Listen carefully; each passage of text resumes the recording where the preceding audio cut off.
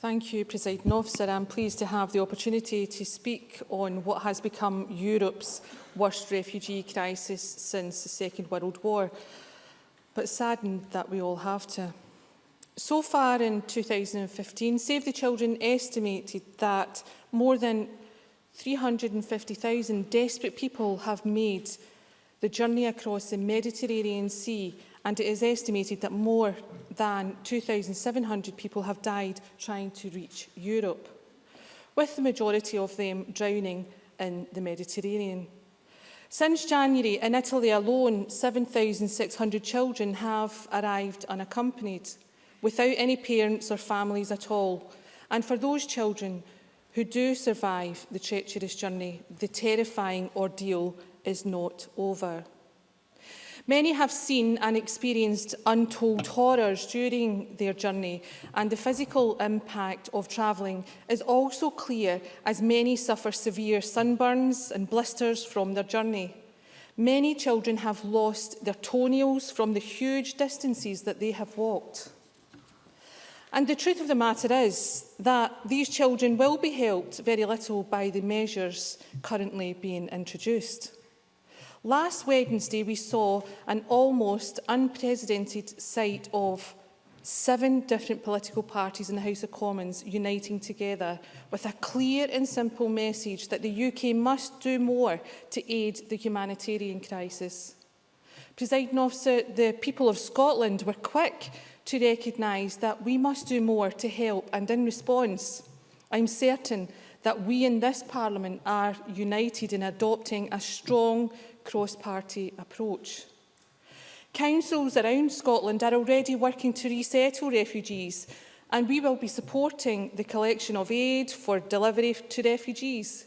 COSLA have said that they have had an overwhelming, unprecedented response from local authorities making their initial inquiries as to how they proceed.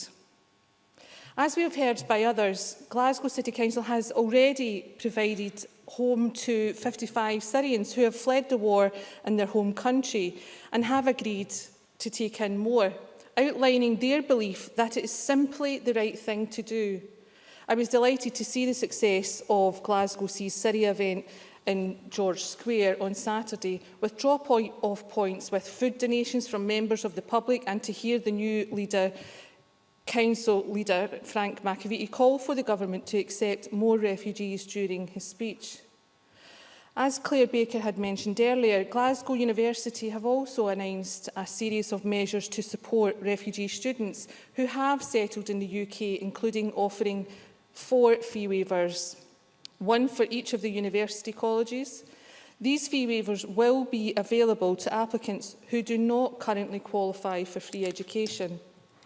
As many members will be aware, a crowdfunding project has been set up by a Lanarkshire group to pay for a convoy of vans to carry vital supplies to migrants in Calais. And a team from Wishaw plan to take sleeping bags, blankets, clothing, food, toiletries to a refugee camp near the port town in northern France in October. We must keep this momentum going and ensure that this crisis is confronted full on with all the compassion, help and support we can provide. However, the response from Scotland and the UK is not unique. From Austria to Spain, citizens are standing in solidarity with refugees and have even been at the front line to receive them and directly offer humanitarian aid.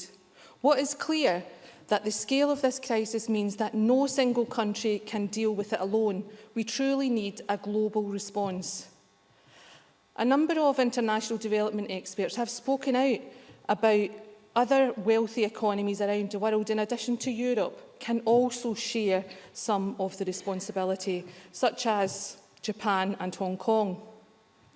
The United Nations High Commissioner for Refugees has argued that Europe cannot respond to this crisis with a piecemeal or incremental approach. Instead, it has recommended that there should be a mass relocation programme with at least 200,000 places, which all European states take part in, with an effective reception and registration mechanism that can receive, register and identify people who need help. As stated by the UNHCR, they have quoted, "We are facing exceptional circumstances. We need an exceptional response." In conclusion, Presiding Officer, I believe what is needed is a comprehensive global programme that can help those who have already made a deadly voyage to Europe and those who are internally displaced in their own countries. But I also believe that we need to go much further than what has been proposed to date. Britain has a long history of welcoming people who are fleeing war and persecution. This time should be no different.